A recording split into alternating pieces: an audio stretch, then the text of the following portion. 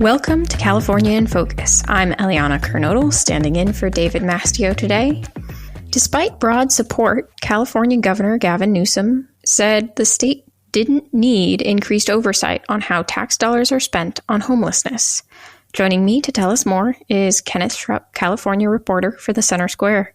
Kenneth, Governor Newsom vetoed a bipartisan bill that passed unopposed. What would this bill have done? Right. This bill would have required the state to conduct annual evaluations of the effectiveness of the money it's spending on homelessness. Newsom, when in his veto letter, explained that this would create, quote, an unnecessary ongoing workload, and that his other actions to increase oversight through executive order rendered the bill redundant. Remember, earlier this year, there was a state audit on the state's homelessness spending, which has been about $24 billion in the last few years. And the audit said there's really no way to tell how effective that spending has been because the state's just not tracking it.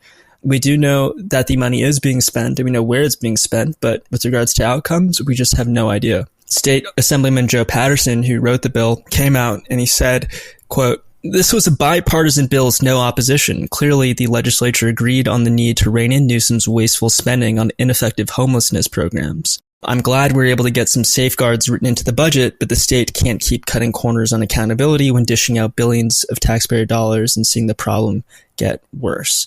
So going back to what the governor had mentioned, the Department of Housing and Community Development, which oversees the Homeless Housing Assistance and Prevention Program, is currently required to submit an annual report to the legislature and the governor on the program.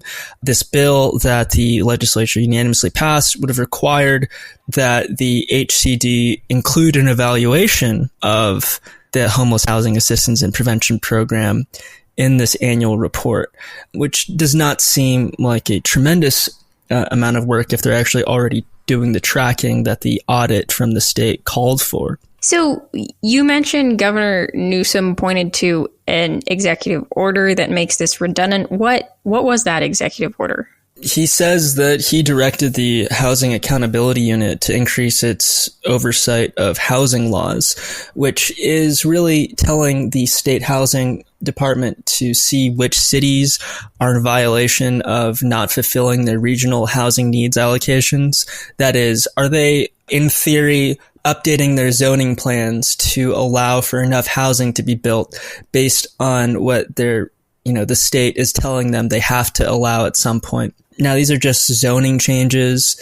That doesn't actually mean any of these projects will be built, but in cities that are out of compliance with this law, there's something called the builder's remedy, where you can get your project ministerially approved. That is, they will have to approve your project if it's like technically safe, if you're in an area that is out of compliance with this. So that's one element that he's talking about. Is it exactly related to the homeless spending?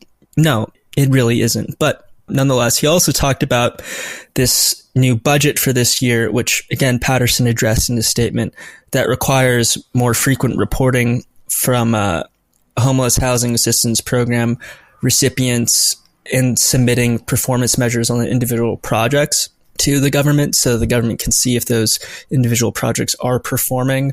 But that doesn't really include whether or not HHAP program as a whole is being evaluated. You might have evaluation of specific projects internally within the department, but what this bill would have called for is an evaluation of the project as a whole. How many people are being helped, for example? What is the spending efficiency of this? How many are being housed? For how many dollars?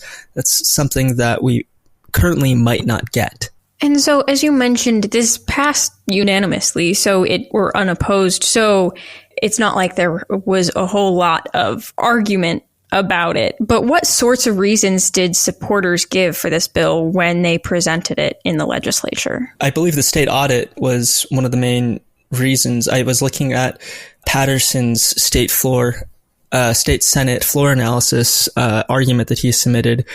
And here, what he said was, I believe that requiring a status update and review of the Homeless Housing Assistance and Prevention Program and the Department of Housing and Community Development annual report to the governor and both houses of the legislature, we will be able to shed light on the flaws in our plan of action in addressing the overwhelming homelessness issue in our state.